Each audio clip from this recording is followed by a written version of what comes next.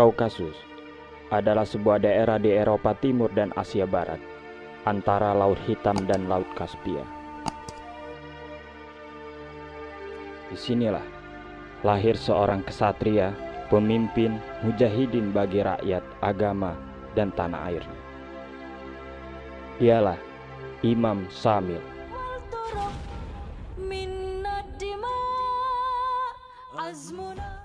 Imam Syamil lahir di Gyumri, Dagestan, 1797. Seperti yang kita ketahui, Republik Dagestan adalah wilayah yang masuk dalam Federasi Rusia. Dagestan dikenal sebagai wilayah yang memiliki pemandangan alam yang sangat indah, terletak di Kaukasus bagian utara. Sebagian dari kita mungkin pada saat ini mengenal Dagestan sebagai wilayah yang menghasilkan atlet dan para petarung tingkat dunia seperti Zubair Tugov, Islam Makayev, Zabit Magomedov, atau bahkan yang paling populer pada saat ini, Khabib Nurmagomedov. Namun, jauh sebelum itu, nama Imam Syamil sudah dikenal dan disegani dunia. The London Times mendefinisikan Imam Syamil sebagai kepala suku terhebat yang pernah hidup. Begitu populernya nama Imam Syamil sehingga banyak ditulis sebagai artikel di masa itu. Imam Syamil adalah orang yang sangat religius. Dia belajar Quran dan Sunnah. Dikenal sebagai seorang sufi Naqsabandiyah Khalidiyah Tariqah. Secara akademis, Imam Syamil sangatlah cerdas. Dia banyak menghabiskan waktu untuk belajar dan beribadah di masjid. Wawasan dan ilmu pengetahuan yang dimiliki Imam Syamil begitu luas. Selain kecerdasannya, Imam Syamil dikenal dengan kemampuan fisik yang begitu hebat. Dia sangat ahli menggunakan pedang, menunggang kuda, ahli dalam bertarung. Fisiknya sangat hebat dan mampu berlari tanpa alas kaki bermil-mil di daerah pegunungan Kaukasus. Dikisahkan dalam sebuah pertempuran, Imam Syamil pernah membelah dua penunggang kuda lawan hanya dengan sekali ayunan pedangnya, membelah kepala sampai pantat musuhnya tersebut. Imam Syamil dapat mengendarai kuda sambil menggenggam senapan dan satu lagi memegang pedang, sedangkan tali kekang kuda ada di mulutnya. Keperkasaannya hampir tidak dapat ditandingi oleh pemuda lain di zamannya. Begitu juga kemahirannya menggunakan senapan laras panjang, pedang, badik, dan keahlian menunggang kuda terhebat di daerahnya. Imam Syamil juga memiliki modal sebagai pemimpin. Akhlaknya yang mulia. Dia sangat terpelajar, berdaya juang yang sangat tinggi, disiplin, dan ketabahan dalam melakukan segala hal. Menurut sejarawan Turki terkenal Albay Yaşar, dalam sejarah umat manusia tidak ada komandan seperti Imam Syamil. Menurutnya, jika Napoleon adalah percikan api perang, maka Imam Syamil adalah tiang api. Begitulah istilah untuk menggambarkan begitu hebatnya seorang Imam Syamil. Imam Syamil berasal dari suku Afar, salah satu suku muslim yang bermukim di Kaukasus. Ayahnya bernama dengan Muhammad, seorang tuan tanah. Ibunya adalah keturunan yang berasal dari Asilta. Imam Syamil lahir pada saat Rusia melakukan invasi ke daerah kekhilafahan Turki dan Persia. Secara fisik, postur tubuhnya sangat ideal, dengan tinggi sekitar 190 cm. Bangsa Rusia sangat kuat di masa itu. Mereka menaklukkan Persia, Turki, sampai ke daratan Cina.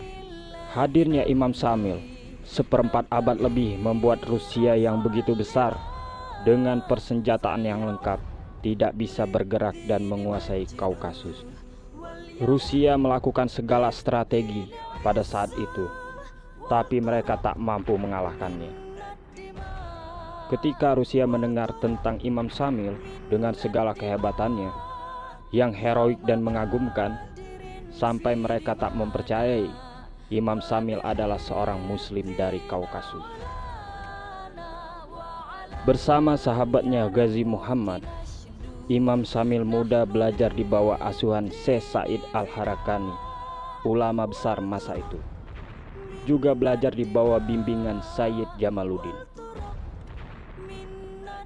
Sahabatnya, Ghazi Muhammad, menjadi pemimpin pertama Dagestan.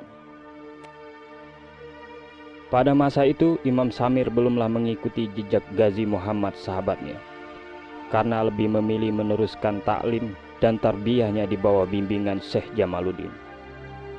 Setelah selesai, barulah Imam Samil bergabung dengan Ghazi Muhammad sebagai panglima perangnya. Imam Samil banyak melakukan misi pertempuran pada masa itu, dan salah satu yang berkesan dan tak terlupakan adalah peristiwa Gimrah tahun 1832. Imam Samil menyaksikan kesahitan sahabat dekatnya, Ghazi Muhammad. Dalam pertempuran tersebut, hanya 2 orang saja yang selamat. Salah satunya adalah Imam Samil yang selamat dalam keadaan luka yang sangat parah. Namun Tuhan belum berkehendak. Imam Samil mampu pulih dari luka yang begitu parah. Setelah pulih, lalu Imam Samil bergabung kembali dengan pemimpin kedua Dagestan, Imam Hamzah Bek, dan melanjutkan kembali perjuangan mereka. Tak berselang begitu lama, terjadi sebuah peristiwa yang membuat terbunuhnya pemimpin kedua Dagestan, Imam Hamzah Bek. Akhirnya, Imam Samil diangkat menjadi pemimpin ketiga Dagestan. Setelah seluruh ulama dan tokoh yang berkumpul dalam majelis syuro sepakat dan menginginkan Imam Samil menjadi pemimpin. Saat menjadi pemimpin, Imam Samil sangat amanah, menjalankan syariat Islam, bertanggung jawab, memperhatikan rakyatnya dalam bidang ekonomi dan penegakan hukum yang adil. Kepemimpinannya dan keberaniannya membuat orang berdecak kagum, tidak hanya di daerah Kaukasus, tapi kisahnya menyebar sampai ke Eropa dan dunia. Dikisahkan keberanian Imam Samil dalam sebuah pertempuran yang diberi nama The Siege of Al-Kulgo. Imam Samil tak gentar melawan tentara Rusia yang berjumlah 13.500 orang dengan persenjataan yang lengkap. Dan Imam Samil hanya memiliki 1.000 tentara saja.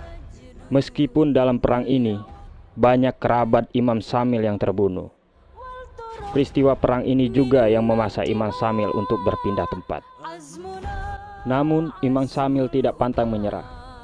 Dalam tempo 6 bulan, ia kembali menyusun strategi dan menghimpun suku-suku di Kaukasus guna menggempur Rusia.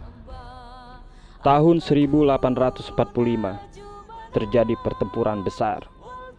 Rusia membawa tentara 18.000 tentara dengan persenjataan lengkap, dan Imam Samil hanya mempunyai 6.000 orang dengan senjata yang minim.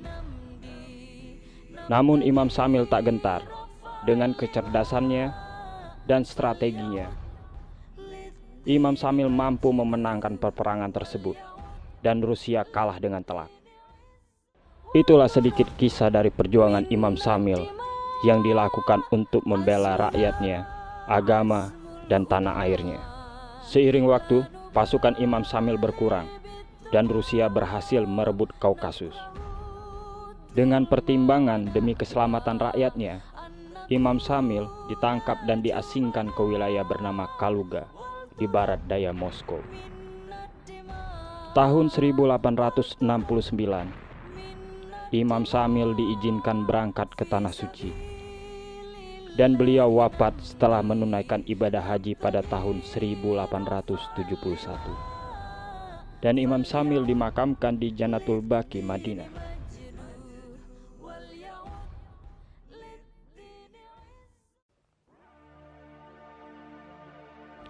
Ya, itulah kisah singkat yang bisa disampaikan tentang Imam Samil. Semoga bermanfaat dan bisa kita ambil hikmahnya. Dan akhirnya, sebagai manusia biasa, jika ada salah dan hilaf, saya mohon maaf ya. Ambil sisi positifnya dari informasi ini dan tinggalkan saja sisi negatifnya. Terima kasih.